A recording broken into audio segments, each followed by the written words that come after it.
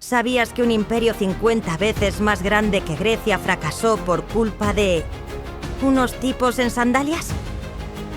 En el 480 a.C., Jerjes, el rey persa que azotó el mar por capricho, quiso invadir Grecia con ejércitos de película. Pero los griegos, divididos entre gimnasio extremo, Esparta, y filosofía con vino, Atenas, se unieron para hacerle frente. De Maratón a Salamina, descubrirás cómo 300 espartanos, un general astuto y un mensajero que corrió hasta morir, salvaron a Occidente antes de que existiera el wifi. ¿Listo para la batalla?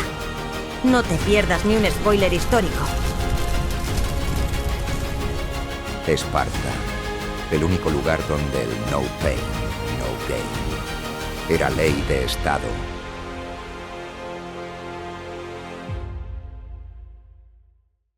Capítulo 1. Persia, el gigante tolerante y la chispa de la rebelión griega. Persia era el Amazon Prime del siglo V a.C.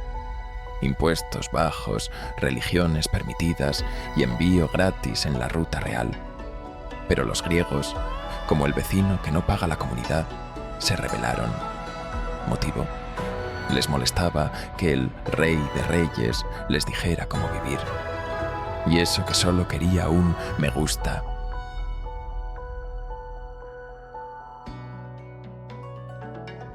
El imperio persa, bajo el mandato de Darío I, era una potencia sin precedentes. Surgido de las llanuras de Irán, se expandió desde la India hasta el Mediterráneo, integrando a decenas de pueblos bajo un sistema administrativo innovador. Dividido en satrapías, provincias gobernadas por funcionarios leales, Persia garantizaba estabilidad mediante una red de calzadas que conectaban sus territorios, un sistema monetario unificado y una política de tolerancia religiosa y cultural. Para muchos pueblos conquistados, este imperio significó paz y prosperidad, pero no para los griegos de Jonia. Las ciudades griegas de Jonia, en la costa de Asia Menor, llevaban décadas bajo dominio persa. Aunque Persia permitía cierta autonomía, los jonios resentían los impuestos y la interferencia en sus asuntos internos. En el 499 a.C. estalló una revuelta. Las ciudades jonias, apoyadas por Atenas y Eretria, incendiaron Sardes, capital de la satrapía local. Para Darío, aquello fue una afrenta intolerable. ¿Cómo osaban rebelarse esos griegos insurgentes contra el rey de reyes? En el 492 a.C., Darío envió una primera expedición militar para castigar a Atenas. Pero una violenta tormenta en el monte Athos hundió la flota persa antes de llegar a su destino. Este fracaso no disuadió al rey. 2 años después, organizó un segundo ataque.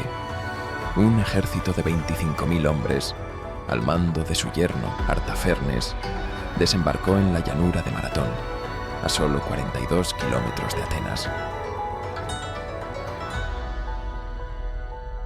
Los atenienses, liderados por el general Milcíades, se enfrentaron a un enemigo muy superior en número.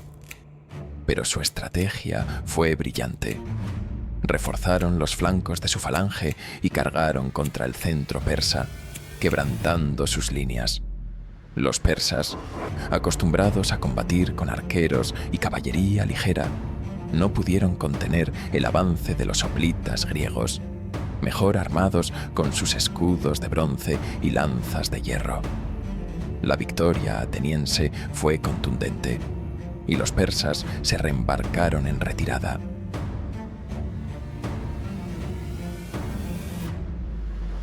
Según la tradición, el mensajero Filipides corrió 40 kilómetros desde Maratón hasta Atenas para anunciar la victoria. Al llegar, gritó: «Nenikí kamen, hemos vencido», y murió exhausto. Este episodio, aunque mitificado, simboliza el esfuerzo extremo de los griegos por defender su libertad y dio nombre a la prueba deportiva del maratón. La derrota en maratón humilló a Persia, pero no acabó con su ambición. Darío murió en el 486 a.C., dejando a su hijo Jerjes una misión clara: vengar la afrenta y someter a Grecia. Los griegos, por su parte, comprendieron que la amenaza persa no había desaparecido y se prepararon para lo peor. Capítulo 2. Termópilas. La resistencia espartana y el precio de la libertad. Esparta, el único lugar donde a los 7 años te daban una lanza en vez de una Nintendo. Cuando Jerjes vino con su ejército, Buy one, get 300,000 free, Leónidas y sus 300, más 6.700 extras olvidados, dijeron: Molon la ve, o sea, pasa si te atreves. En el año 480 a.C., Jerjes I heredó no solo el trono persa, sino también la promesa de su padre: someter a Grecia. Reunió un ejército colosal, estimado en 300.000 hombres, y una flota de más de 1.000 naves. Su primer objetivo era atravesar el estrecho de Termópilas, un paso montañoso de apenas 100 metros de ancho, clave para acceder al corazón de Grecia. Para mover su ejército desde Asia a Europa, Jerjes ordenó construir 2 puentes flotantes sobre el Helesponto, actual estrecho de los Dardanelos. Cuando una tormenta los destruyó, el rey, en un acto simbólico, mandó azotar las aguas y arrojar cadenas al mar. Este gesto, visto como una muestra de arrogancia por los griegos, reflejaba su determinación inquebrantable. Los griegos, conscientes de su inferioridad numérica, eligieron Termópilas como punto de defensa. Leónidas, rey de Esparta, lideró una coalición de 7.000 hombres, entre ellos sus 300 guardias reales. La estrategia era clara: aprovechar el desfiladero para neutralizar la superioridad persa. Los hoplitas griegos, entrenados en la formación de falange, podían resistir embestidas frontales, mientras que la estrechez del terreno impedía a los persas rodearlos. Según el historiador Heródoto, Jerjes envió un mensajero exigiendo a los griegos que depusieran sus armas. Leónidas respondió con la frase lacónica: Molón la ve, ven a tomarlas. Ante la amenaza de que las flechas persas cubrirían el sol, el espartano Diéneques replicó: mejor, lucharemos a la sombra. Estos intercambios, aunque posiblemente idealizados, resumen el etos espartano: desafío ante la imposibilidad. Durante 2 días, los griegos repelieron los ataques persas, incluidas las cargas de los inmortales, la élite de Jerjes. Pero al tercer día, un traidor local, Efialtes, reveló a los persas un sendero montañoso que permitía rodear el desfiladero. Leónidas, al verse superado, ordenó la retirada de la mayoría de los griegos. Solo él, sus 300 espartanos y unos 700 tespios y tebanos permanecieron para cubrir la retirada. La batalla final fue una masacre. Los espartanos, acorralados, lucharon hasta la muerte con sus lanzas y espadas. Jerjes, furioso, ordenó decapitar el cadáver de Leónidas y crucificarlo. Aunque Termópilas fue una derrota táctica, se convirtió en un símbolo eterno de sacrificio por la libertad. La caída de Termópilas abrió el camino a los persas. Atenas, evacuada en su mayoría, fue incendiada Sus habitantes, refugiados en la isla de Salamina, contemplaron impotentes el humo de su ciudad. Pero la resistencia griega no había terminado. En el estrecho de Salamina, una flota ateniense preparaba una trampa naval que cambiaría el curso de la guerra.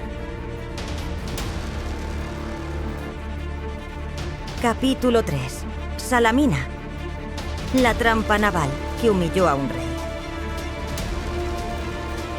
Tras quemar Atenas, Jerjes pensó: ahora por Salamina será fácil. Error. Los atenienses, expertos en navegar y filosofar, usaron barcos ágiles y la táctica del fake news. Huyeron, pero para emboscarles entre las rocas.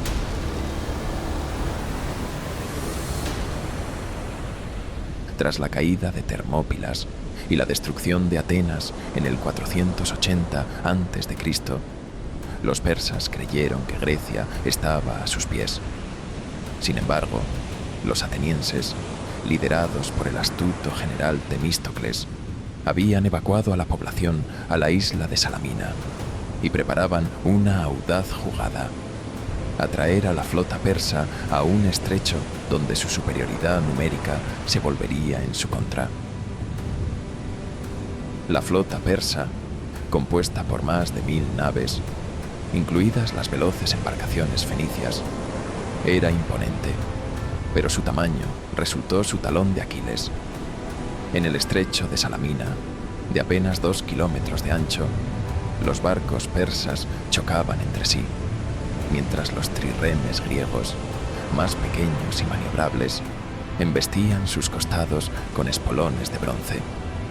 Para colmo, Jerjes observaba la batalla desde un trono instalado en un monte, confiado en su triunfo, hasta que el humo de los barcos incendiados le nubló la vista. Lo de azotar el mar con cadenas no le salió bien a Jerjes, pero tras Salamina, quizá pensó en azotar a sus almirantes o en contratar un curso de navegación para principiantes. Temístocles envió un espía para engañar a Jerjes. Le hizo creer que los griegos huían. Los persas cayeron en la trampa y avanzaron desordenadamente. Los trirremes atenienses, organizados en línea cerrada, aprovecharon el caos para rodear y hundir cientos de naves enemigas. Al anochecer, la flota persa estaba reducida a astillas y Jerjes, que había presenciado el desastre, ordenó la retirada inmediata, dejando a su general Mardonio al mando de un ejército diezmado. La derrota en Salamina fue el principio del fin. Al año siguiente, en Platea, las fuerzas griegas unidas, atenienses, espartanos y aliados, derrotaron al ejército persa restante. Mardonio murió en combate, y los persas abandonaron Grecia para siempre. Jerjes regresó a Susa con una lección aprendida. Dominar el mar no es lo mismo que dominar a los que conocen el mar.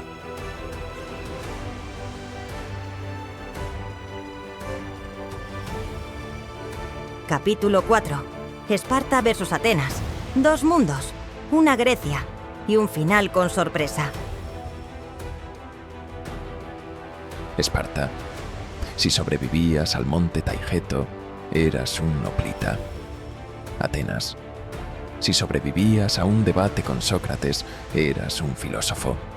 ¿Quién ganó? Nadie, porque luego vino la guerra del Peloponeso y se arruinaron todos.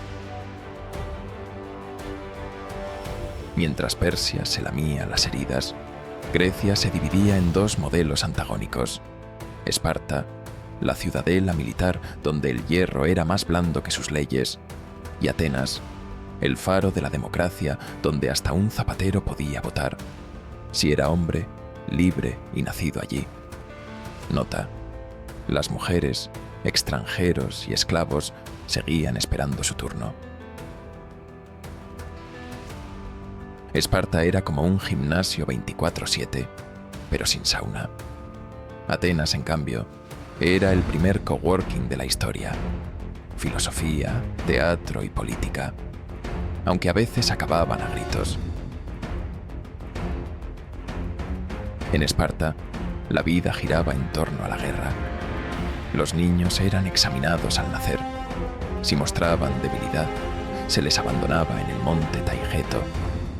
A los 7 años, ingresaban al Agoge, un sistema de entrenamiento que los convertía en soldados mediante hambre, frío y castigos brutales. A los 20, se unían al ejército. A los 30, podían casarse, pero seguían durmiendo en barracones. Hasta los 60, eran soldados. Recompensa: ser ciudadano y tener derechos si sobrevivías.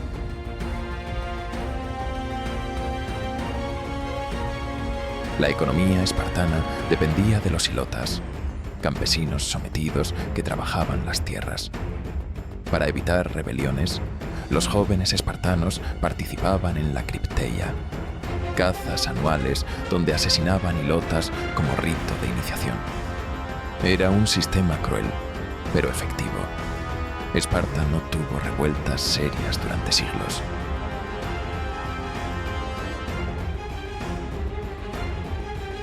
Atenas eligió otro camino. Tras reformas como las de Solón y Clístenes, nació la democracia directa. 6.000 ciudadanos votaban leyes en la asamblea. Pericles, su líder más célebre, impulsó obras como el Partenón y pagó a los ciudadanos por participar en juicios y cargos públicos. Eso sí, la democracia no era perfecta. En el 399 a.C., condenaron a muerte a Sócrates por corromper a la juventud. Ironía: el mismo sistema que alentaba el pensamiento crítico acabó con el filósofo.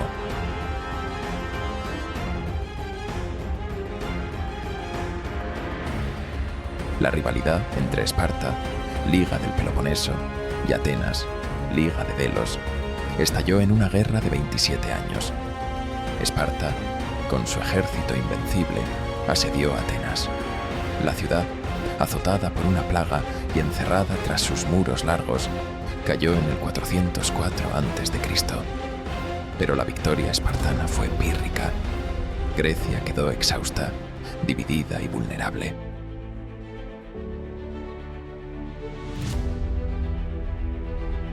Y entonces llegó Filipo II de Macedonia, un rey astuto que había tomado nota.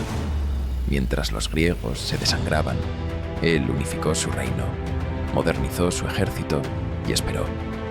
En el 338 a.C., en la batalla de Queronea, Macedonia aplastó a las polis griegas. Atenas perdió su independencia, Esparta su relevancia. El epílogo fue claro. Ni la disciplina espartana ni la democracia ateniense pudieron contra un enemigo que no discutía, solo conquistaba.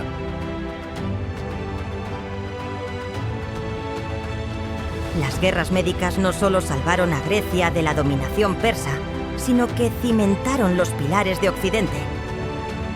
En Maratón, Termópilas y Salamina, la unión de ciudades rivales demostró que incluso los desacuerdos pueden vencer a un imperio. Esparta y Atenas, aunque antagónicas, legaron valores que aún resuenan: disciplina, democracia y ese incómodo hábito de cuestionarlo todo. Claro, también nos dejaron la obsesión por los abdominales marcados y las reuniones interminables. Algunos dirían que Esparta y Atenas inventaron el CrossFit y la burocracia. Pero la victoria tuvo un precio. La guerra del Peloponeso desangró Grecia, y Filipo II de Macedonia, padre de Alejandro Magno, aprovechó la debilidad para unificar las polis bajo su cetro. Ironías de la historia. Los griegos, que resistieron a un imperio, cayeron ante un reino que admiró su cultura y luego la exportó a medio mundo. Hoy, al caminar por una plaza pública, votar o incluso correr un maratón, llevamos algo de aquellos griegos testarudos. Así que si este viaje te hizo valorar el poder de una buena falange, militar o podálica, dale like, suscríbete y activa la campanita. Porque la historia no la escriben solo los vencedores, también los youtubers que la cuentan con pasión. Hasta la próxima, Hoplitas Digitales.